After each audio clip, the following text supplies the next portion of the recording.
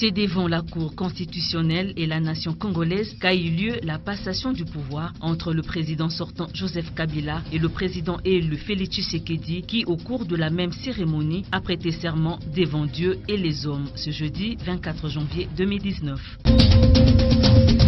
Aussi, le chef d'établissement des écoles ont eu une réunion avec le président de la province éducationnelle du Lualaba en la grande salle du groupe scolaire Ewabura en commune d'Ilala à Kolwezi. Des plus amples détails, vous les aurez dans ce journal.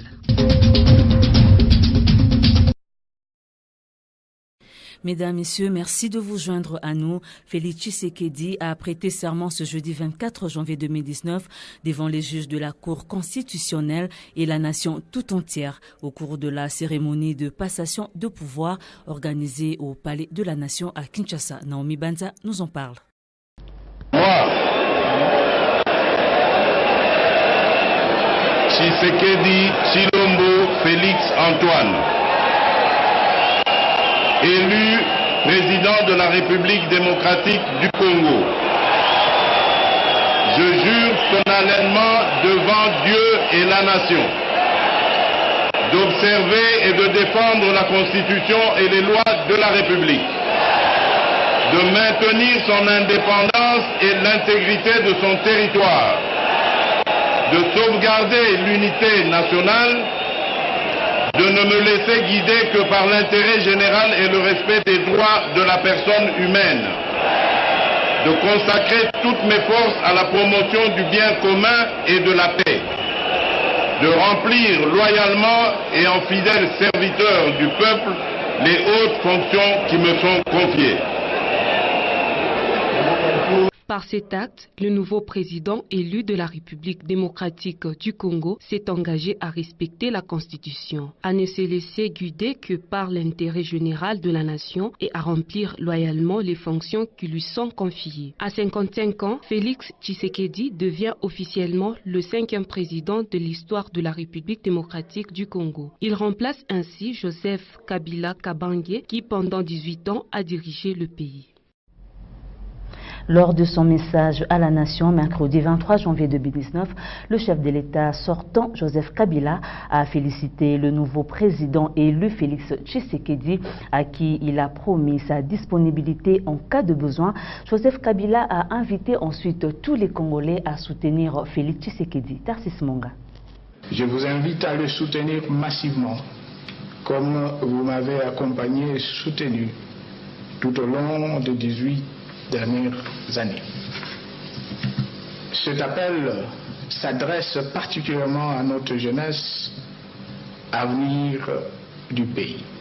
C'est par ces paroles que Joseph Kabila a lancé dans sa dernière allocution à la nation congolaise et à son successeur Félix Tshisekedi, à qui il a passé la main sans regret et sans remords, l'ayant assuré qu'il pourra compter sur lui chaque fois qu'il le souhaitera et que l'intérêt du pays l'exigera. Joseph Kabila en a ainsi appelé à une coalition contre les forces prédatrices qui se sont liguées et qui tenteront toujours de se liguer pour s'accaparer des ressources naturelles sans contrepartie pour les enfants de la RDC. Une coalition pour un Congo fort et prospère. Il a en outre fait une exhortation aux leaders politiques afin qu'ils coalisent leurs efforts en regardant dans la même direction.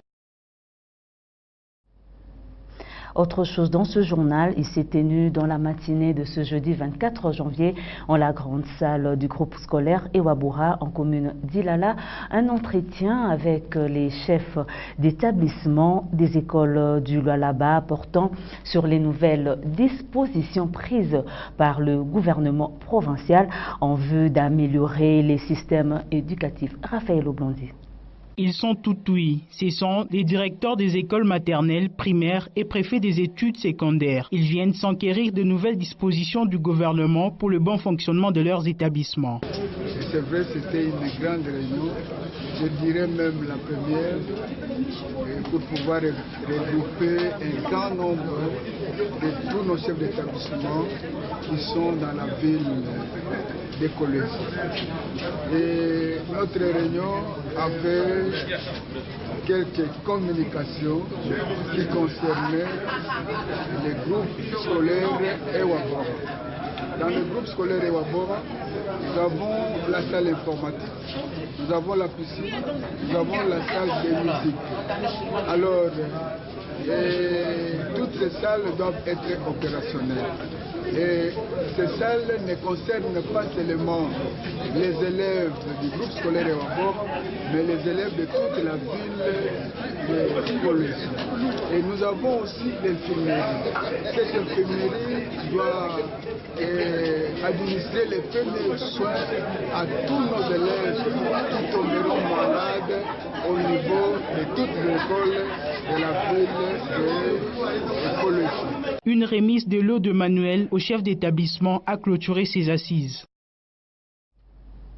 En dehors de nos frontières, Juan Guaido, 34 ans, élu à la tête du Parlement vénézuélien le 5 janvier dernier, s'est autoproclamé président en exercice du pays en attendant des nouvelles élections. Les États-Unis, le Canada, la Colombie, le Pérou et le Brésil l'ont déjà reconnu comme tel, mais rejeté par l'armée vénézuélienne. Commentaire. La nuit dernière à Caracas, les manifestants étaient encore dans la rue où ils se sont affrontés avec les forces de l'ordre. Mais l'essentiel est là, aux yeux de l'opposition, il a réussi à maîtriser largement la population. Et c'est devant cette foule que Juan Guaido s'est autoproclamé président par intérim de Venezuela, promettant les élections libres. Juro. Je jure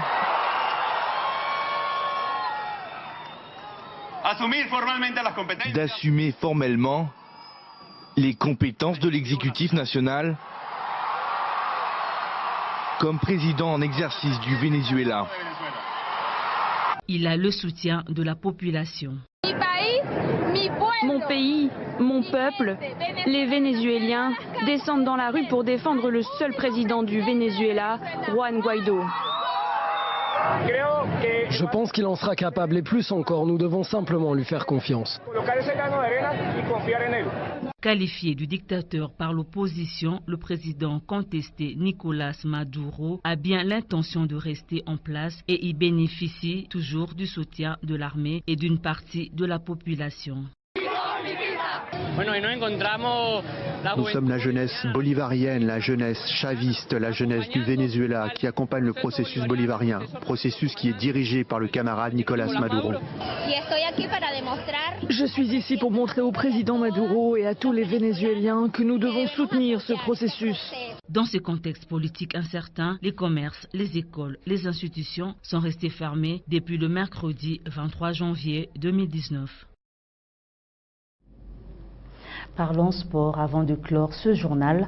Lors de la rencontre qui opposait le club africain à l'Al Ismaili d'Égypte, les supporters de ce dernier s'y sont livrés à un jet de projectiles sur le terrain, attitude qui a provoqué une suspension du match et l'exclusion du club égyptien de la Ligue des champions de la CAF. Joe Conseng pour le commentaire.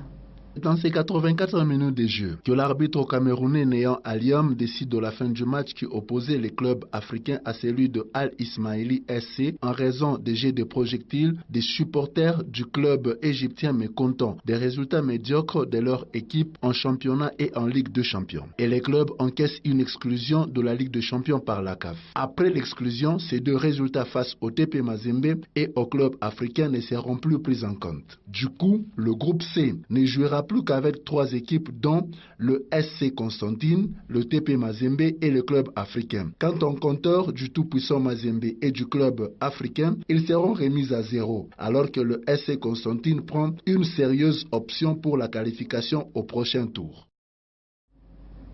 Ce journal est terminé, mais l'actualité reste en continu sur le www.wangu.info.